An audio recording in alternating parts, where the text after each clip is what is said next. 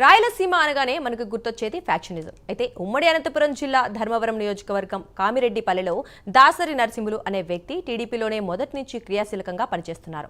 దీంతో ప్రత్యర్థులు 2011లో ద్విచక్ర వాహనంపై వెళ్తోన్న బోయ నరసింహులు సహా అతని కుమార్తెను దారుణంగా హత్య చేయడం సంచలనం సృష్టించింది. ఇక ఫ్యాక్షన్ బారిన పడి బోయ నరసింహుల కుటుంబం ఎంతో నష్టపోయింది. అప్పట్లో టీడీపీ అధినేత చంద్రబాబు ఆ కుటుంబానికి అండగా నిలిచారు.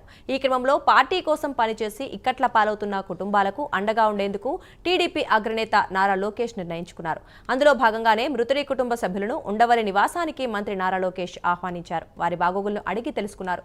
వారికి అన్ని విధాల అండగా ఉంటారని హామీ ఇవ్వడం విశేషంగా మారింది.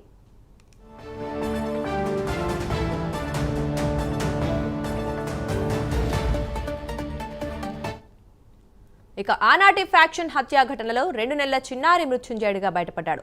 ఆ బాలుని మంత్రి నారా లోకేష్ ఆప్యాయంగా పలకరించారు. ఆ పిల్లాడి చదువు వివరాలు అడిగి తెలుసుకున్నారు.